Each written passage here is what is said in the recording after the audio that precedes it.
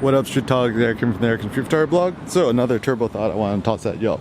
So the basic notion is this: buy yourself, buy you. So what does this mean? So I've been thinking a lot about like YouTube. It's like, man, such a good title, right? It's like you, which is you, right? Tube, like, you know, TV, right? So YouTube, so it's TV about yourself. And so, you know, people say that, oh, you know, these like people on YouTube are so into themselves, narcissistic, blah blah. Actually, it's probably the best strategy you could do, because ultimately YouTube is about yourself. So first and foremost, that's kind of a cool idea. And then so I'm starting to think photography, art, blogging, a little bit of everything, it's about you. It's about you. It's not about nobody else. And I think that's a good thing. And so why am I anti-consumerism and capitalism? I mean, I'm not like super anti it. Like, there's good things about it, there's bad things about it. But let me just outline the bad things. The bad thing about consumerism, capitalism is this: it tells you to buy stuff in order to become more you. So for example, you know, you're so unique and special and you're so artistic.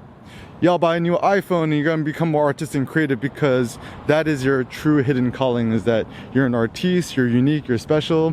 And if you don't purchase X, Y, and Z, you're gonna lose the chance to become less of yourself.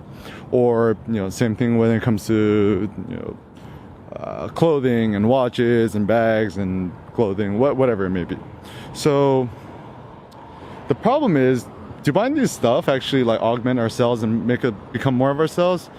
Nah, not really. Like sometimes maybe, yeah, like certainly buying this like Lumix G9 Rode video mic 12mm f1.4 lens has been extremely useful for me to blog and vlog.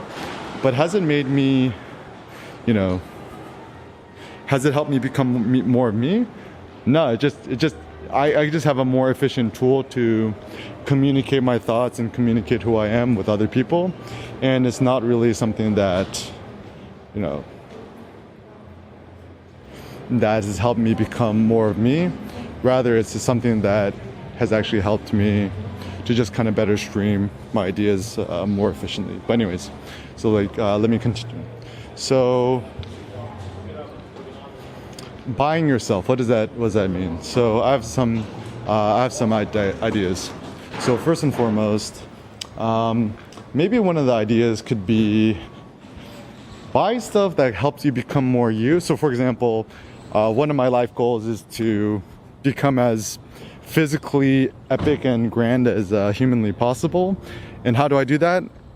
By powerlifting, by attempting heavier weights, by eating a lot of meat, by sleeping a lot, and having enough time to myself.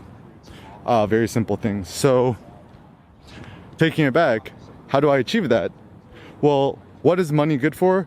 Money is good for buying meat. Money is good for buying coffee. Money is good for paying rent. Money is good for, you know, paying your gym membership.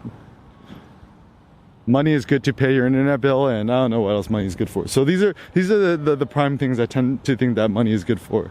And I kind of like this line of thinking, because essentially I'm only going to buy and invest in stuff which helps me augment more of myself. And this is actually why I really want to promote my workshops and my experiences and the things that I do, because ultimately when I teach a workshop, my ultimate goal is for you to become more courageous, more confident, more you.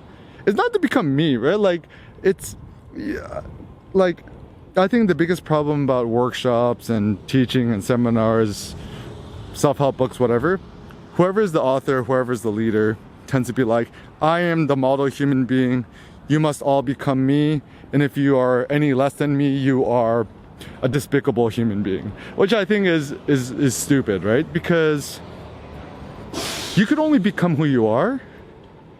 And it seems like our goal is to become less inhibited, to become more uninhibited, and to allow more of ourselves to manifest and express ourselves. So essentially, this is actually interesting. So like taking it back to Via Negativa, Nassim Taleb, what is Eric Kim's workshops good for? It's good for removing your inhibitions. It's good for subtracting your fears. It's good for, you know, pushing yourself outside your comfort zone. It's about you. So it does seem that like in life with money, perhaps it's best to just invest in yourself, invest in you, invest in tools which could augment you, invest in, you know, food that could improve you, and use your money to invest in, you know, like even having the ideal living quarters to augment you. So for example, I'm like living in this like, you know, minimalist type apartment right now. And it's personally for me, it's the best because, you know, I have fast free Wi-Fi, it's small, it's easy to clean, and it's very low maintenance, which is awesome because it allows me to just focus more on my blogging, my vlogging, my creation, and to create more substantive, juicy things. And also, so just kind of think about like, what is money good for? I think money is good for you, buying more of you. So next time, you know, you go to the mall, or you're thinking about getting a device, whatever, just try to be really honest with yourself. Like, why do I want that? Like, it's okay to have a desire to have certain things. Like, you know, I would totally love to have a Lambo, right? But it's like, yo, why do I want to have a Lambo? It's because when I look at a Lambo, I'm like, that is externalization of my ego. I look like a Lambo. I'm audacious like a Lambo. But then once again, the problem is, you know, by buying the Lambo, I don't become more Eric Kim. It reflects who I already is. So buying stuff ends up actually being a waste of your time. So I like to say this: transform your body into a Lambo. So build up your physical body, your physical strength, your physical beauty, a little bit of everything in between. And know that ultimately the best thing for you to buy as a consumer is to purchase a little bit more yourself.